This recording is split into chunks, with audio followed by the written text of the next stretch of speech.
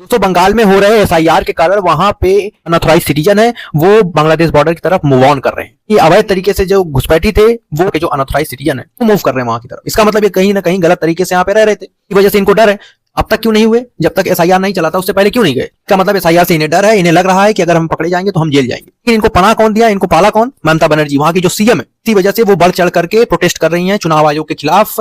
उनका विरोध प्रदर्शन अभी तक जारी है क्योंकि ये सभी लोग उन एमसी लीडरों के ये बहुत बड़े जो है वोट बैंक के एक हिस्सा थे। इसी वजह से इन लोगों को दर्द हो रहा है। अदरवाइज अलग अलग स्टेट में हो रहा है, यूपी में हो रहा है, पंजाब में हुआ, वहां पे आप आरोप पे झूठा आरोप लगा रहे हैं चुनाव आयोग के खिलाफ। चुनाव आयोग तो पहली बार करा नहीं रहा है एसआईआर, 8 बार हुए हैं इससे पहले एसआईआर। चुनाव आयोग के जो चीफ हैं ज्ञानेश कुमार, उन्होंने फिर एक कॉन्फ्रेंस में कहा, जाइए पढ़िए एक बार, उन्हें सुनिए। उन्होंने साफ साफ कहा है कि नागरिकता कानून को लेकर के कि उन्हीं लोगों को यहाँ का नागरिक बताया जाएगा, ऐसे लोग जिनके माता पिता जुलाई 1987 से पहले अगर यहाँ की उनकी पैदाइश है तो उन्हें नागरिक माना जाएगा यहाँ का। 2004 के बाद का है तो फिर उन्हें अपने जो पूर्वज होंगे उनका भी डॉक्यूमेंट चेक करेंगे, जो बीएलओ होंगे उनका डॉक्यूमेंट चेक किया जाएगा, आपको मंजूरी दी जाएगी, तभी वो एक्सेप्टेबल रहेगा। अदरवाइज कोई अगर किसी तरीके से कहीं से माइग्रेट करके इंडिया में आया है और कोई डॉक्यूमेंट्स बना के यहाँ पे रह रहा है तो उसे अपने पूर्वजों का, जो उनके पूर्वज हैं उनका भी डॉक्यूमेंट दिखाना पड़ेगा। ऐसे लोगों को नागरिकता दी जाएगी। जो चुनाव आयोग ने जो साइट बताई है कि आप जाके भी देख सकते हैं, जो 2003-4 में जो एसआईआर हुए थे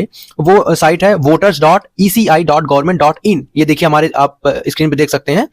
इस साइट पे आप विजिट करिए और यहाँ से आप 2003 से 4 में जो एसआईआर हुए हैं उसकी लिस्ट आप देख सकते हैं। और एसआईआर कुल 12 राज्यों में हो रहे हैं और कुछ उसमें से केंद्र शासित प्रदेश हैं। लेकिन झूठ मूठ की जनता को बहलाया जा रहा है, फुसलाया जा रहा है। बड़े स्तर पर जो प्रोटेस्ट हो रहा है चुनाव आयोग के खिलाफ कि यहाँ पे वोट कट रहा है, ऐसे लोगों को, वैध मतदाताओं को हटाया जा रहा है, ये सब बकवासबाजी है। कुल मिलाकर के सारा का सारा मुद्दा वेस्ट बंगाल में हो रहा है क्योंकि वहां पे घुसपैठी अनऑथराइज सिटीजन वहां पे रह रहे हैं इसी वजह से, क्योंकि वो बहुत बड़े टीएमसी लीडरों के वोट बैंक के हिस्सा है। इसी वजह से उन्हें डर है कहीं ये चले गए हमारी सरकार खतरे में आ सकती है। अब आप अपने सरकार चक्कर में, पॉलिटिक्स के चक्कर में बाहर के लोगों को पनाह दीजिए। आप डिसाइड करिए, आप कमेंट करिए कि यहाँ पे कौन सही है, चुनाव आयोग अपनी जगह पे सही है या फिर ममता बनर्जी सही है।